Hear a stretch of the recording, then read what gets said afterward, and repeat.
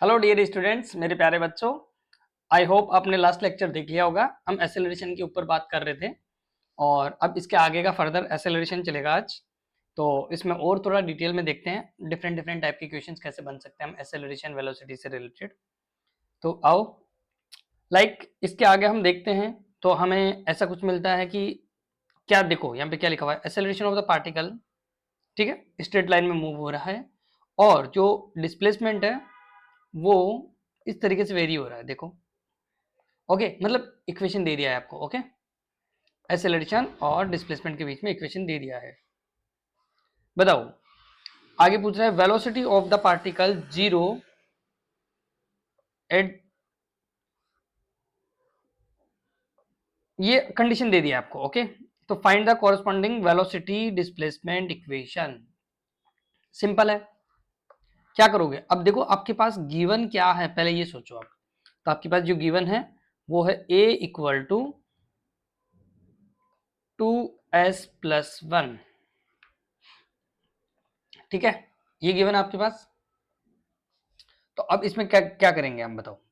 आपको पूछा है वेलोसिटी और वो भी किसकी फॉर्म में, एक्स की फॉर्म में। मतलब ऐसा फंक्शन पूछा है जो एक्स का फंक्शन हो, है ना, वेलोसिटी का। ओके, तो आप क्या करोगे? एक्सेलरेशन, एक्सेलरेशन को हम क्या क्या लिख सकते हैं, याद करो। याद करो, आप ऐसे dv/dt लिख सकते हो। आपको पता होगा ds²/dt² भी लिख सकते हो, या v ds/dt भी लिख सकते हो।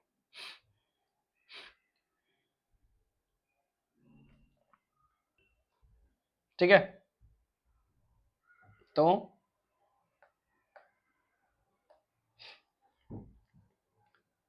तो यहां से आप एक तरह से आपके पास दे रखा है और इसकी इक्वेशन दे रखी है, तो एक्सेलरेशन के बराबर रख दो। क्या है एक्सेलरेशन? 2s+1, ठीक है। अब बताओ मेरे को यहां से, क्या तुम्हें वेलोसिटी डिस्प्लेसमेंट इक्वेशन पता करनी है ना, तो v dv equal to 2s+1 into dx कर सकते हो। ये s बोल दो या x बोल दो, ठीक है। इसको x की फॉर्म में ना लिख के s की फॉर्म में लिख दो, चलो, ठीक है, लिखा। अब क्या इसका इंटीग्रेशन कर सकते हो तुम? बिल्कुल कर सकते हो। तुम्हें वेलोसिटी डिस्प्लेसमेंट इक्वेशन ही तो चाहिए थी ना। अब वहां पे देखो, सुनो, वहां पे पार्टिकल वेलोसिटी ये दे रखा है, तुम्हें बेसिक चीज दे रखा है कि पार्टिकल इज एट जीरो, मतलब ये वेलोसिटी जीरो है कब? जब वो जीरो डिस्प्लेसमेंट है, मतलब तुम्हें इनिशियल लिमिट के बारे में बोल रहा है वो। और जब एक्स पोजीशन पे पहुंच जाएगा उस टाइम वेलोसिटी वी रहेगी। तो ये आप लिमिट अपने हिसाब से मान सकते हो, ठीक है। तो ये 0 0 मैंने लिया और इधर जो भी डिस्प्लेसमेंट मान लो x डिस्टेंस पे चला गया तो x पे वेलोसिटी v रहेगी उसकी। अब इसका इंटीग्रेशन कर दो, सिंपल। इसका इंटीग्रेशन क्या हो जाएगा? देखो v डॉट dv है तो v का क्या हो जाएगा, v²। ओके, और 0 से v लिमिट है, इसका क्या हो जाएगा, 2s। 2s का क्या हो जाएगा, इंटीग्रेशन 2s²। अच्छा, इसमें भी ध्यान रखना 2 डिवाइड में आएगा, 2s² / 2 प्लस s आ जाएगा और लिमिट 0 से x, ठीक है। तो फाइनल वैल्यू क्या आ जाएगी, v²/2 इक्वल टू x की जगह, s की जगह x रख दो, 2 से 2 कट गया हमारा, तो ये आ जाएगा x² प्लस x। ओके, 0 पे 0 हो ही जाएगा वो। अब 2 को भी चाहे मल्टीप्लाई करना तो कर दो, तो v² equal to 2x² plus 2x। ये वेलोसिटी डिस्प्लेसमेंट इक्वेशन आ गई आपकी। ओके, तो ऐसे आपको समझना है, सोचना है कि क्या करना है, हमें कौन सा फॉर्मूला किसके सामने रखना है। मेरे को पता है यहाँ पे एक्सेलरेशन x की फॉर्म में दिया है और उससे मेरे को वेलोसिटी और x के बीच में रिलेशन बनाना था, इसलिए ऐसा किया हमने। ओके, चलो नेक्स्ट देखो। इसमें यहाँ पे देखो, ढंग से पढ़ोगे क्वेश्चन तो समझ में आएगा सब कुछ। यहाँ पे है body start from the origin, 0 0 से स्टार्ट हो रहा है, move along x axis. Okay, the velocity at instant is given by that, इसका मतलब ये वेलोसिटी इक्वेशन दे दी आपको। ओके, चलो तो अब बताओ, वेलोसिटी इक्वेशन दे दिया आपको और फिर पूछा क्या है आपसे, वो क्या पूछ रहा है वो, what is the acceleration of the particle when it is 2 metre from the origin. अब ये बोल रहा है कि ओरिजिन से 2 मीटर के बाद उसका क्या एक्सेलरेशन होगा। देखो 2 सेकंड देता ना तो कोई दिक्कत ही नहीं थी, आप टी की वैल्यू डाल देते डिफरेंशिएट करके उसको, लेकिन यहाँ पे 2 मीटर बोला है, ध्यान रखना। इसका मतलब थोड़ा सा, अब जो भी आपके पास पहले डेटा गिवन है ना वो सब लिख लो। अब बताओ वेलोसिटी क्या दिया है आपको, वेलोसिटी दिया है 4t³ माइनस 2t।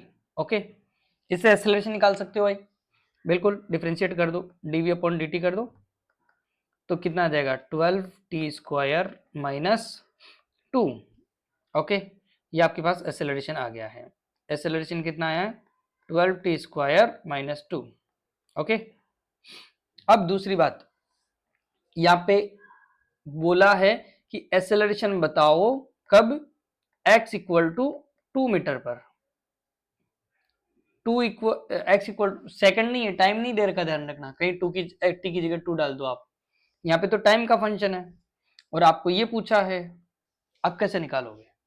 तो पहले आपको ये करना पड़ेगा कि वो ओरिजिन से स्टार्ट हुआ था, ठीक है, और तो आपके पास ये टी की इक्वेशन, या तो तुम ऐसा पता करो कि 2 मीटर पर x इक्वल टू 2 पर टाइम कितना हो रहा था। यदि तुम वो टाइम पता कर लिए तो इसके अंदर वो टाइम डाल देना, मतलब 2 मीटर पे जब पहुंचा होगा ना वो, उस टाइम पर एक्सेलरेशन पता करना है, तो वो टाइम पता चल जाएगा आपको कि 2 मीटर पे कितना टाइम था, तो वो टाइम इस इक्वेशन में डाल देना एक्सेलरेशन के में, तो आपको 2 मीटर पे एक्सेलरेशन पता चल जाएगा, क्योंकि ए और टी की इक्वेशन है। अब वो टी कैसे निकालोगे, अब वो टी निकालने के लिए तुम्हें मेहनत करनी पड़ेगी, देखो कैसे। अब आपके पास एक्स की भी इक्वेशन नहीं है, आपके पास वी की इक्वेशन है, बिल्कुल सही बात है, एक्सेलरेशन की भी इक्वेशन है, एक्स की इक्वेशन नहीं है जिसमें टी एक्स की वैल्यू 2 डाल के टी निकाल लो, ऐसा नहीं है, तो पहले तुम्हें एक्स की इक्वेशन भी निकालनी पड़ेगी, समझे कुछ। इसका मतलब है कि तुम्हें वेलोसिटी की हेल्प से, क्योंकि तुम्हें वीटी दे रखा है ना, तो वीटी से तुम एक्स टी निकाल लो। अब बताओ कौन सी डायरेक्शन में जा रहे हो, फॉरवर्ड जा रहे हो बैकवर्ड जा रहे हो, फॉरवर्ड बैकवर्ड का पता है ना, मैं बोला था एक्स से वी निकालना है, वी से ए निकालना है, तो फॉरवर्ड में जाओगे तो डिफरेंशिएशन, बैकवर्ड में जाओगे तो इंटीग्रेशन। अब बताओ बैकवर्ड में आ रहे हो, पीछे आ रहे हो ना, एक्स से टी पे टी वी से एक्स पे आ रहे हो आप, पता है ना, यहां से यहां पे आ रहे हो आप, इसका मतलब क्या है, इंटीग्रेशन करना पड़ेगा, सिंपल इंटीग्रेशन कर दो, सिंपल। तो बताओ इंटीग्रेशन क्या होगा, आपको पता है v इक्वल टू क्या होता है सर, dx/dt होता है, और यदि आपको x निकालना है तो आप लिखोगे dx equal to v dt, ठीक है। अब x निकालना है तो इंटीग्रेशन करना पड़ता है, मतलब डेल्टा x इक्वल टू कितना आता है बताओ, v dt, v dt। क्या आपके पास v की इक्वेशन है, बिल्कुल है, तो आप पहले v की इक्वेशन इसमें पुट करो, तो डेल्टा x इक्वल टू मैं लिख सकता हूं v क्या है, पूरी इक्वेशन ये है, बताओ 4t³ minus 2t dt, integration कर दो इसका, मान लो 0 पे t टाइम पे था ये, 0 से t ले लो इसकी लिमिट, क्योंकि वो बोला था ओरिजिन से स्टार्ट है, मतलब 0 से स्टार्ट है वो, तो t की वैल्यू भी कितनी थी उस टाइम 0, तो x की वैल्यू भी कितनी थी 0, ठीक है।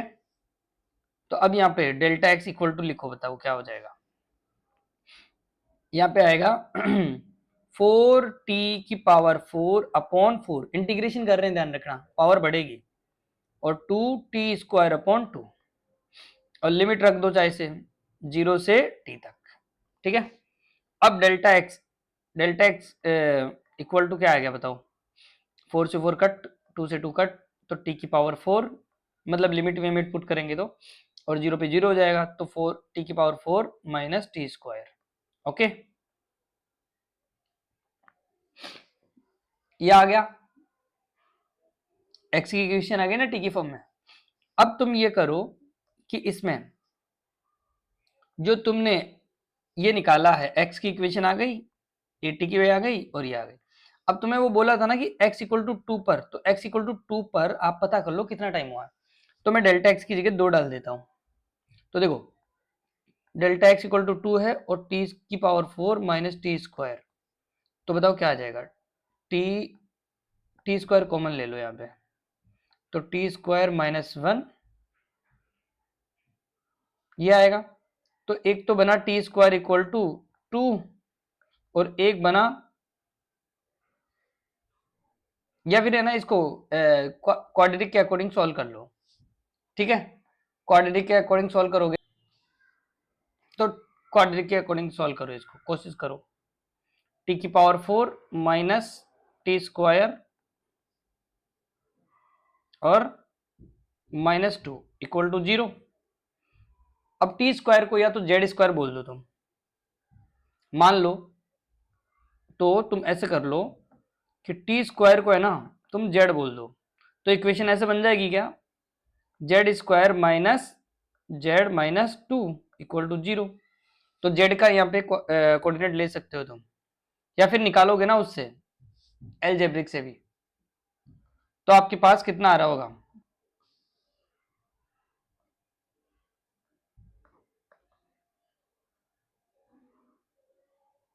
2z प्लस का z माइनस 2 इक्वल टू 0। तो यहाँ पे क्या आ जाएगा, इसको हटाते हैं एक बार, तो आपके पास आ जाएगा जेड स्क्वायर, यहाँ पे जेड कॉमन लोगे तो जेड माइनस 2 प्लस 1 कॉमन ले लो तो जेड माइनस 2। इसका मतलब जेड की वैल्यू कितनी आई 2 और एक आई माइनस 1, तो माइनस 1 तो पॉसिबल नहीं है, ठीक है। तो इसका मतलब जेड, जेड को बोले थे टी स्क्वायर, तो टी स्क्वायर इक्वल टू 2 आया, मतलब टी की वैल्यू क्या आया रूट ऑफ 2, मतलब रूट ऑफ 2 सेकेंड पे जेड जो आपका डिस्प्लेसमेंट था वो 2 मीटर आएगा। देखा, इस छोटे से 2 के लिए, यहाँ पे 2 सेकंड होता तो फटाफट हो जाता, 2 सेकंड होता ना टी इक्वल टू 2 सेकंड, तो आप फटाक से इसमें डाल देते आंसर आ जाता। लेकिन वो बोला कि 2 मीटर पे, 2 मीटर पे एक्सेलरेशन बताना है। अब एक्सेलरेशन निकाल के बैठे हो तुम, लेकिन तुम्हें टी नहीं पता 2 कि 2 मीटर पे टाइम क्या था, तो उस टाइम के लिए आपको पहले डिस्प्लेसमेंट निकालना पड़ा, डिस्प्लेसमेंट का वैल्यू रखना पड़ा आपको 2, उसके बाद में आपको इक्वेशन सॉल्व करनी पड़ी और टाइम निकालना पड़ा कि 2 मीटर पे टाइम क्या था, तो टाइम आया रूट 2 टाइम। अब कुछ नहीं है, अब फाइनल टी की वैल्यू इस एक्सेलरेशन के अंदर डाल दो और फाइनल आंसर आ जाएगा आपका। तो इसमें फाइनल आंसर क्या आएगा आपका, देखो a equal to 12 T square, T square की वैल्यू 2 आ गई और माइनस का 2, ओके। तो 24 में से 2 माइनस कर दो, मतलब 22 मीटर पर सेकंड स्क्वायर इसका आंसर होगा, ओके समझे। चलो नेक्स्ट, ठीक है। अब देखो अलग अलग डिफरेंट डिफरेंट केसेस, काफी क्वेश्चन में टाइम लग गया, तो इसमें ये समझो कि अलग अलग केस देखो, v और a के बीच में वेलोसिटी और एक्सेलरेशन यदि सेम डायरेक्शन में है, चाहे वो इधर जा रहे हो या इधर जा रहे हो, दोनों के बीच में एंगल 0 है, मतलब दोनों पैरेलल है, तो स्पीड हमेशा इंक्रीज होती है, ध्यान रखना, क्योंकि एक्सेलरेशन सपोर्ट ही कर रहा होगा एक तरह से, ठीक है। और दोनों के बीच में डायरेक्ट, दोनों के बीच में एंगल 0 है ना, तो पैरेलल होंगे। सेकंड केस, यदि v और a एक दूसरे के अपोजिट अपोजिट डायरेक्शन में है, अपोजिट डायरेक्शन में मतलब v इधर है a इधर है, या फिर v नेगेटिव है a पॉजिटिव है, तो स्पीड हमेशा डिक्रीज होती है, ध्यान रखना, समझ गए। और यदि v और a के बीच में 180 डिग्री है या एंटी पैरेलल है, तो भी स्पीड ध्यान रखना डिक्रीज होती है, यहाँ पे गलत लिखा हुआ है, हमेशा स्पीड क्या होती है, डिक्रीज होती है, ध्यान रखना, ओके। ध्यान रखना स्पीड डिक्रीज होती है एंटी पैरेलल हो गई तो, क्योंकि वेलोसिटी घट रही है, एक्सेलरेशन और वेलोसिटी एंटी पैरेलल है तो वेलोसिटी घटेगी। जैसे ये कुछ एग्जांपल्स है आपके पास, तो ये आप 1 मिनट के लिए इसको पॉज करो और ये छोटे छोटे एग्जाम्पल से आप अपने माइंड में सेट करो, ठीक है। करो, स्टार्ट करो, एक बार पॉज करो और देखो कि किस में बढ़ रही होगी और किस में घट रही होगी। इंक्रीज डिक्रीज बताना है इसमें, है ना। स्टेटमेंट बताना कौन सा सही है कौन सा गलत है। ओके, चलो देखो, पहला स्टेटमेंट था if body is not moving, body यदि नहीं मूव हो रही है तो एक्सेलरेशन इज नेसेसरी 0। हाँ भाई बताओ, बॉडी इज नॉट मूविंग तो क्या एक्सेलरेशन इज 0?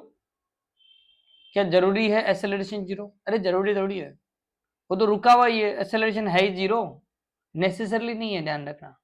तो फॉल्स है। If the body is slowing, धीरे हो रही है तो रिटार्डेशन इज नेगेटिव। अरे रिटार्डेशन तो खुद नेगेटिव होता है, तो ये भी फॉल्स है। रिटार्डेशन का मतलब होता है एक्सेलरेशन नेगेटिव, रिटार्डेशन का मतलब ही एक्सेलरेशन नेगेटिव होता है, तो वो बोल रहे रिटार्डेशन इज नेगेटिव, समझे। तो ये गलत है, रिटार्डेशन नेगेटिव नहीं, रिटार्डेशन तो खुद ही होता है नेगेटिव है, रिटार्डेशन तो पॉजिटिव होता है यदि स्लो हो रही है तो। लेकिन बॉडी क्या हो रही है वहां पे, स्लो हो रही है और रिटार्डेशन इज नेगेटिव, नहीं ऐसे लिखता ना भाई, एक्सेलरेशन इज नेगेटिव, हाँ ये जरूर लिख सकते हैं, समझे। क्योंकि स्लो का मतलब रिटार्डेशन स्टार्टेड, रिटार्डेशन का मतलब acceleration is negative, not retardation is negative.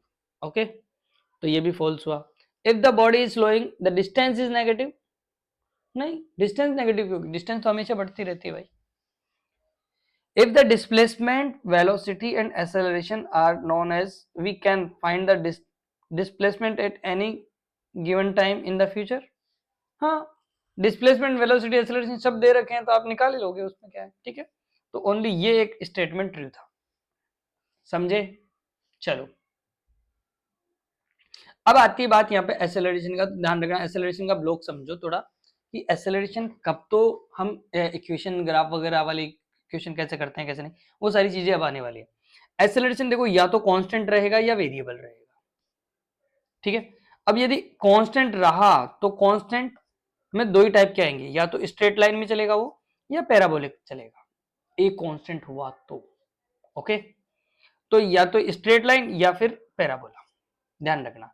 यदि स्ट्रेट लाइन हुआ तो या तो u 0 हो सकता है या फिर कोलिनियर, कोलिनियर टू ए, मतलब u इनिशियल वेलोसिटी या तो 0 से स्टार्ट हो सकता है फ्रॉम द रेस्ट, ठीक है, या फिर u कोलिनियर टू ए, मतलब एक ही डायरेक्शन में u रहेगा, ठीक है। या फिर पैराबोला हो सकता है कब, जब u और a के बीच में कुछ ना कुछ एंगल हो, ठीक है। कोलिनियर का मतलब था यहाँ पे इनके बीच में एंगल 0 है या फिर 180 है, तो पैरेलल है या एंटी पैरेलल है, बट ए कांस्टेंट में, तब स्ट्रेट लाइन फॉलो करेगा। या फिर पैराबोला u और a के बीच में, जो 2D पूरा पढ़ने वाले हैं इसमें हम, ठीक है, तो u और a के बीच में आपके पास कुछ ना कुछ एंगल होना चाहिए। ओके, चलो, और v वेरिएबल है तो कोई सा भी पाथ ले सकता है, वो गेन कर लेगा कोई सा, ठीक है। चलिए अब यहाँ पे आइए, सबसे पहले आपको ढंग से समझना है कि क्या हो रहा है।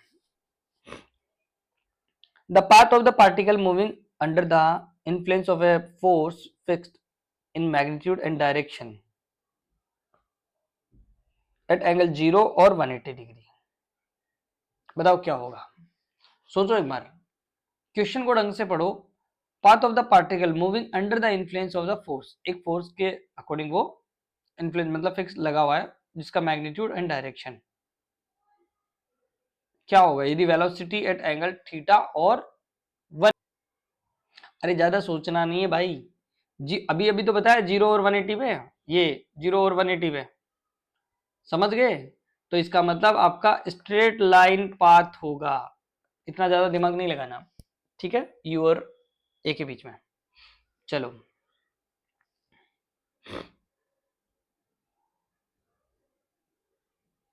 अब बताओ, उसको और देखना है क्या पिछले वाले क्वेश्चन को, नहीं समझ में आया तो देखो, फोर्स, फोर्स का मतलब F equal to M A, M A का मतलब जो फोर्स की डायरेक्शन वही ए की डायरेक्शन, मतलब ए की डायरेक्शन एंड वो बोल रहा है वी की डायरेक्शन, ए की डायरेक्शन एंड वी की डायरेक्शन की बात हो रही थी यहाँ पे। मतलब ये जो बात बोल रहा था ना, मैग्नीट्यूड फोर्स के बीच में इतना एंगल है, मतलब एक्सेलरेशन और वेलोसिटी के बीच की बात हो रही थी, इसीलिए मैंने डायरेक्ट बोला कि ये स्ट्रेट लाइन। ओके, चलो इनमें देखो, ये हमारी मोशन की इक्वेशंस आती है, इनके डेरिवेशंस आपका कंपटीशन में कोई काम नहीं आएंगे। बाकी आप यहाँ पे ये समझो कि ये तीनों फॉर्म्स कैसे रहे कैसे नहीं, ठीक है, इनके बारे में देखते हैं। पहले तो एक तो ये स्केलर फॉर्म भी देखेंगे, वेक्टर फॉर्म भी देखेंगे इनका, ठीक है। तो देखो स्केलर फॉर्म देखना है तो v equal to you plus AT, S equal to U T plus half AT square और V square equal to U square plus two S. इनको याद भी ऐसे रखते हैं, ये जब टी के बारे में ना तो गिवन हो ना पूछ रहा हो तब यूज करना है मोशन की थर्ड इक्वेशन। ये इक्वेशन तब यूज करना है जब तुम्हें v के बारे में कुछ नहीं गिवन हो, ना पूछा हो ना कुछ गिवन हो, तो v के बारे में है, ठीक है। और ये इक्वेशन तब यूज करना है जब s के बारे में ना पूछा हो ना गिवन हो। याद करने का तरीका है, ध्यान रखना कि कब कौन सी इक्वेशन लगाना है, उसके हिसाब से लगाना। इनकी वेक्टर फॉर्म भी देख लेना, u वेलोसिटी, u वेक्टर, यहाँ पे वेक्टर a पे वेक्टर, s पे वेक्टर, u पे वेक्टर, a पे वेक्टर। अच्छा v स्क्वायर का मतलब होता है, ध्यान रखना यहाँ पे, डॉट प्रोडक्ट, इसलिए v डॉट v याद रखना, u डॉट u याद रखना, 2as याद रखना। ओके, तो इनकी वेक्टर्स क्वांटिटी मतलब वेक्टर फॉर्म भी याद रखना आपको, ठीक है। मोशन की तीनों इक्वेशन याद रखना। ओके, चलो और इसके अलावा कोई ये भी इक्वेशन जो इंपॉर्टेंट है, जैसे हम याद करो, जैसे हम अभी अभी एक इक्वेशन लिखते हैं, s equal to U T plus half AT square, ये याद रखते हैं सब और सभी बुक्स में पढ़ाते भी हैं। और मैंने अभी बोला कि ये v ना दे ना पूछा हो तब यूज करना है। अब मान लो u ही ना दिया हो बट ये इक्वेशन यूज करनी पड़ रही हो, तो आप वही v equal to you plus half AT, V equal to you plus AT वाला फॉर्मूला यूज करके भी आप v के फॉर्म में भी लिख सकते हो। v की फॉर्म में लिखोगे ना तो पूरी इक्वेशन वैसी रहेगी, बस u की जगह v हो जाएगा और प्लस की जगह माइनस, बाकी इक्वेशन पूरी सिमिलर है। तो v मतलब फाइनल वेलोसिटी की फॉर्म में भी आप याद कर सकते हो, ये भी एक है। देखो यहाँ पे लिखा हुआ है, ये जो इक्वेशन है ना, ये इधर, इसके बारे में बोल रहा हूं मैं। तो ऐसे कई इंपॉर्टेंट इक्वेशंस है जो तुम्हें ध्यान रखनी है, जिनमें लाइक नंबर 1 एक आता है एसेंथ फॉर्मूला, मतलब nth नंबर पे nth सेकंड पे कितना डिस्प्लेसमेंट चला। nth सेकंड का मतलब ऐसे समझो कि जैसे एक तो होता है कि यहाँ से 0 सेकंड से लेके 10 सेकंड तक चला, उसका डिस्टेंस डिस्प्लेसमेंट। एक होता है कि 10वें सेकंड पे डिस्प्लेसमेंट, 10वें सेकंड का मतलब है 90 सेकंड और 10वें सेकंड एक सेकंड में कितना चला, वो वाला डिस्प्लेसमेंट। तो उसके लिए फॉर्मूला यूज करेंगे हम ये, कभी भी टीएच वाले मतलब एसेंथ वाले क्वेश्चन आए, भाई बताओ 5th सेकंड पे 7th सेकंड पे डिस्प्लेसमेंट कितना है, तो तब ये फॉर्मूला यूज करना है। सिंपल फॉर्मूला है u plus A by two N minus one, जहां पे n है टाइम। ओके, चलो इसके अलावा ये भी ध्यान रखना है आपको, s equal to you plus V upon two into T, ठीक है। s निकालने का फॉर्मूला डायरेक्ट कभी कभी आ जाता है, v और u दे रखा है तो आप ऐसे लिख सकते हो, ये अभी अभी मैंने बता दिया। वो यही इनकी वेक्टर फॉर्म थी, ठीक है, ये नॉर्मल फॉर्म है इनकी और ये वेक्टर फॉर्म है, ये अभी अभी मैंने बताया लास्ट में। ओके, चलो इनको ध्यान रखना आप। फिर एक की पॉइंट आता है गैलीलियोज लॉ। गैलीलियो बोलता है यदि कोई पार्टिकल रेस्ट से स्टार्ट होता है और वो कांस्टेंट एक्सेलरेशन से चलता है, तो ratio of the distance travel in successive equal interval, मतलब मैं बोलूं कि रेस्ट से स्टार्ट हुआ है और उसका जो रेशियो है, जैसे मान लो कोई बॉल को ड्रॉप करते हैं ना, तो उस एक एक सेकंड में ना एक्सेलरेशन कांस्टेंट होना चाहिए, तो उसके एक एक सेकंड में, मतलब मैं ऐसे बोलूँ ना कि 5 सेकंड में कितना चला, फिर अगले 5 सेकंड में कितना चला, फिर अगले 5 सेकंड में कितना चला, तो इनका जो बीच का डिस्टेंस आएगा ना, इनका डिस्टेंस S1 S2 S3 है ना, तो इनका जो रेशियो रहेगा ना वो ऑड नंबर में रहता है।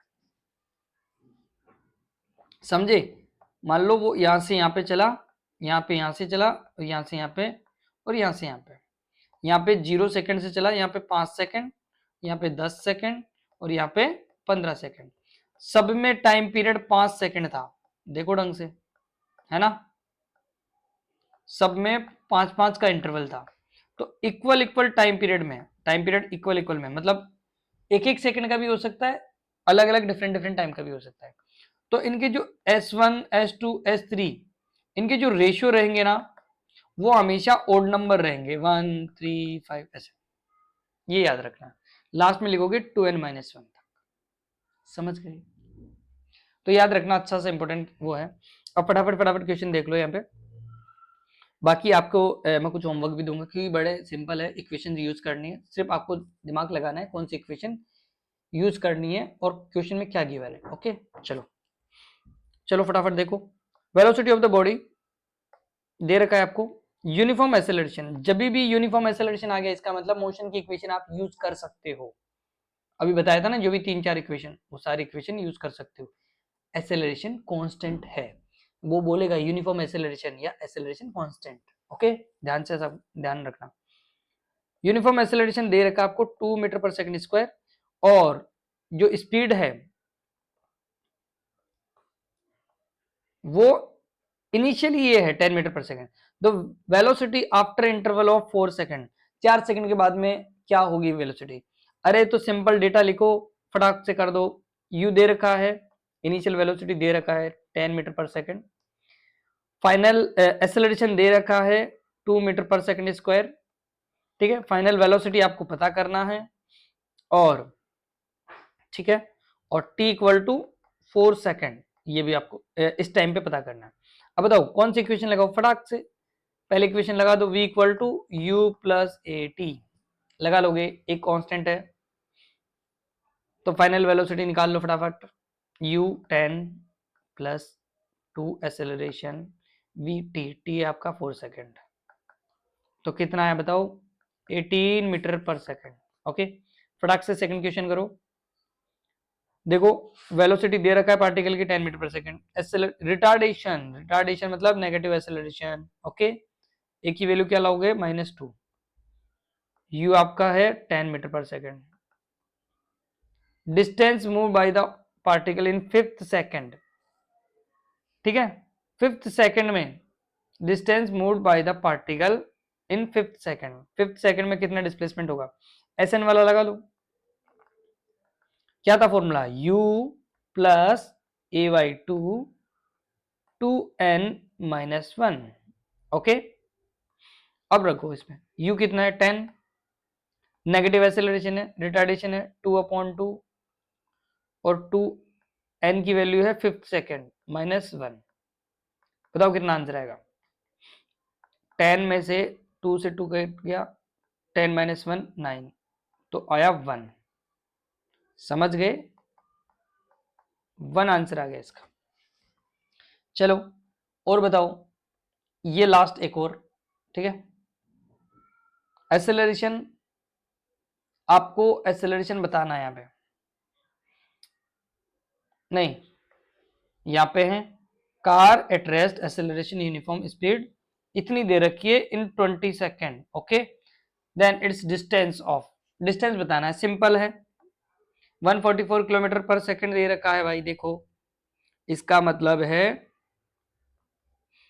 यूनिफॉर्म इसकी स्पीड दे रखी है, वो एक्सेलरेट हो रहा है, रेस्ट से स्टार्ट हुआ है, ध्यान रखना, ये छोटे छोटे वर्ड से जिनको आपको पता रखना है। और इसकी यूनिफॉर्मली एक्सेलरेशन है, मतलब एक कांस्टेंट है, अब कितना है वो हमें नहीं पता, और फाइनल वेलोसिटी हो गई 144 किलोमीटर पर आवर, 5/18 से मल्टीप्लाई करना, मीटर पर सेकंड में आ जाएगा, और टी कितना लिया? 20 सेकंड। ओके, चलो अब बताओ मेरे को कितना आ जाएगा? v equal to you plus a t लगा दो इसमें, या change in velocity upon time कर दो, कैसे ही लगा लो। चेंज इन वेलोसिटी कितना आया? 144 into 5/18 -0 divide by time, time है 20 सेकेंड, इसको सॉल्व कर लो। 144 इंटू 5/18 डिवाइड बाई 20 कर सकते हो, कर सकते हो ना इसको। चलो तो इसको कैलकुलेट आपको करना है, नहीं कर रहे, मैं करता हूं, कट कर दो इसको। ये 16 से जाएगा 9 और ये 18 और 5, अच्छा 9 भी 2 टाइम चला जाएगा, 2 से 5, ठीक है। इसका अराउंड 2 के आसपास आएगा, 5 से इसको कट कर दो, ठीक है।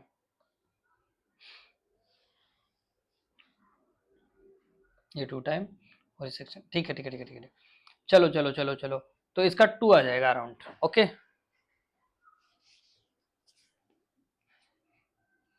तो 2 आ गया। अब यहाँ पे डिस्टेंस निकाल लो, डिस्टेंस इक्वल टू लगा दो s equal to U T plus half a t square. तो s आ जाएगा आपका u0 है हाफ 2 इंटू टी कितना था 20 सेकेंड, 20 का 400, तो 400 आ गया आंसर। समझ गए क्या? मैं हटता हूं थोड़ा सा, साइड में होता हूं भाई मैं, समझ गए? चलो चलो चलो, तो ये बेसिक क्वेश्चन से ही आपको करने हैं भाई, ओके। क्या मैं ये सारे क्वेश्चंस आपको होमवर्क में दे सकता हूं? यस, ये सारे के सारे ऐसे क्वेश्चन है जो आप होमवर्क में कर सकते हो, एकदम बेसिक क्वेश्चन है। स्टार्ट फ्रॉम द रेस्ट, वही डेटा कलेक्ट करो, फॉर्मूला पुट करो, आंसर निकालो, ओके। तो ये मैं आपको सभी होमवर्क दे रहा हूं, आप स्क्रीनशॉट लो और ये क्वेश्चन करो, ओके। चलो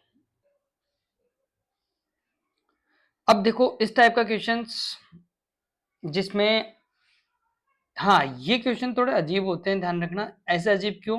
क्योंकि एक तो इक्वेशन देख के तुम पहचान जाना, ये यू टर्न वाले क्वेश्चंस होते हैं, इनको आप लॉजिकली मतलब इक्वेशन देख के भी समझ सकते हो। देखो मेरे को कैसे पता चला, क्योंकि x है ना माइनस टी स्क्वायर के प्रोपोर्शनल है यहाँ पे। हाईएस्ट पावर क्या है देखो, टी स्क्वायर की, तो लेकिन माइनस का टी स्क्वायर की, मतलब ये यू टर्न वाले क्वेश्चन होते हैं, इनको अभी मैं बताता हूँ कैसे। अब ऐसा नहीं है यहाँ पे डिस्टेंस डिस्प्लेसमेंट निकाल दिया तो डायरेक्ट निकाल दो कि 0 से 5 इक्वेशन रख दो सर, डिस्टेंस डिस्प्लेसमेंट आ जाएगा। ये सिंपल क्वेश्चन नहीं है। क्यों नहीं है? आपको लगता है कि ये इक्वेशन ही तो है सर, वैल्यू पुट करके आंसर निकाल लो, बट ऐसा नहीं है। हाँ आप डिस्प्लेसमेंट निकाल लोगे बट डिस्टेंस नहीं आएगी, ठीक है। क्योंकि आप सोचोगे कि सर डिस्प्लेसमेंट तो निकालना है, डिस्टेंस डिस्प्लेसमेंट तो यहाँ पे निकाल सकते हैं हम, बट एक्चुअल में थोड़ी सी प्रॉब्लम है यहाँ पे। देखो कैसे, आप यहाँ पे डिस्टेंस डिस्प्लेसमेंट निकालोगे तो डायरेक्ट निकाल सकते हो, ठीक है, कोई दिक्कत नहीं है। एक्स इक्वल टू या डेल्टा एक्स इक्वल टू जो भी आपकी लिमिट है वो पुट करोगे आप, 8t माइनस टी स्क्वायर और 0 से 5,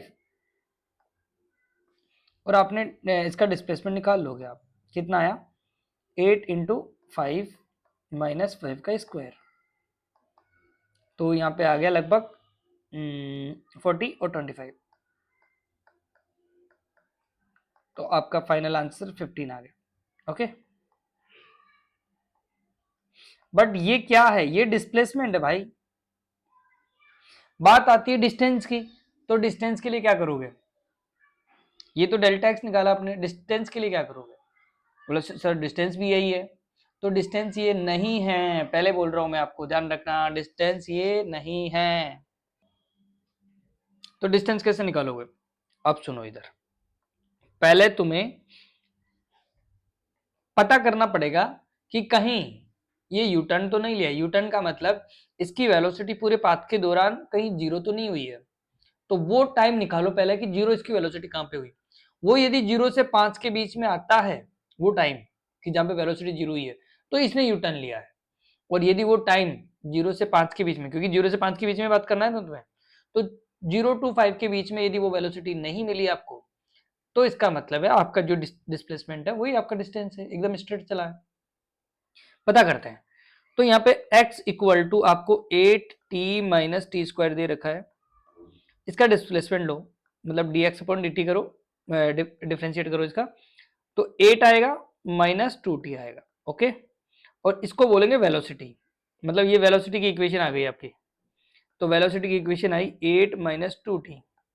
वेलोसिटी को जीरो करो, तो 8 माइनस 2t, तो t की वैल्यू क्या आई सर 4 सेकेंड। ये 4 सेकेंड पे यू टर्न ले लेगा भाई, समझे? नहीं, अभी समझाता हूं, सुनो इधर। इसका मतलब है ये मान लो 0 0 पे यहां पे स्टार्ट हुआ और इसने चलना स्टार्ट किया ऐसे, ठीक। तो ये t इक्वल टू 0 पर यहां पे था, तो t इक्वल टू 4 सेकेंड पे जाके रुक जाएगा, इसकी वेलोसिटी 0 हो जाएगी और ये यू टर्न लेगा और वापस लौटेगा, ठीक। और ये t इक्वल टू फिर 5 सेकेंड पे फिर पहुंचेगा, समझे कुछ? अब डिस्टेंस तुम्हें निकालनी है तो पहले 0 to 4 सेकेंड का डिस्टेंस निकालो, देन उसके बाद में 1 सेकेंड का और निकालो, t इक्वल टू 4 से 5 तक का, और फिर उन दोनों का समीशन करो। आप जो डायरेक्ट डिस्टेंस लिख रहे हो ना, वो तो ये है, वो तो ये 15 आ रहा है डायरेक्ट, तो 5 और 0 रखने पे तो वो आ रहा है इधर, वो तो डिस्प्लेसमेंट हुआ ना भाई। डिस्प्लेसमेंट तो इनिशियल फाइनल पे डिपेंड करता है, डिस्टेंस तो लेंथ ऑफ द पाथ होती है, तो ये लेंथ ऑफ द पाथ निकालना पड़ेगा, फिर ये निकालना पड़ेगा।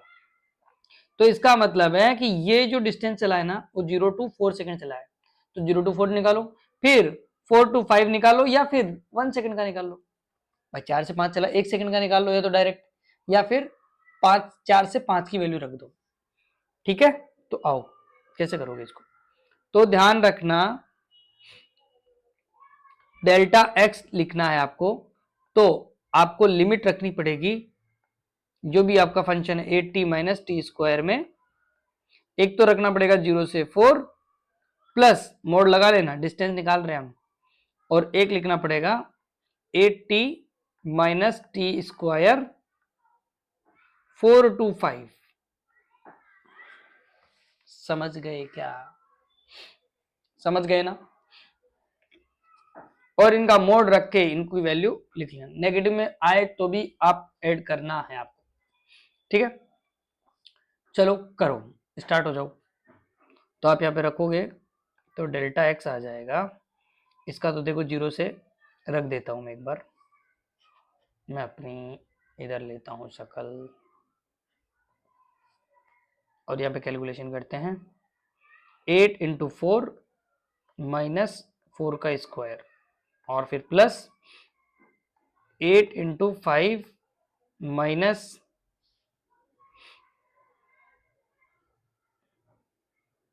ये 1 सेकंड के लिए रख लो ना डायरेक्ट ही, या रखो टी स्क्वायर 5 का स्क्वायर 25, और फिर माइनस रखोगे तो लिमिट चेंज हो जाएगी, तो 8 इंटू 4 माइनस माइनस प्लस 4 का स्क्वायर 16, इसको कैलकुलेट करना पड़ेगा आपको। 8 इंटू 4 32, और ये 16, फिर प्लस 8 इंटू 40, फिर 25, फिर माइनस 32, और फिर प्लस का 16। तो जो भी ये फाइनल आंसर आएगा ना वो कर लेना। ये कट गया, ये भी कट रहा है एक तरह से, कुछ गड़बड़ कर रहे हैं हम। क्या गड़बड़ कर रहे हैं?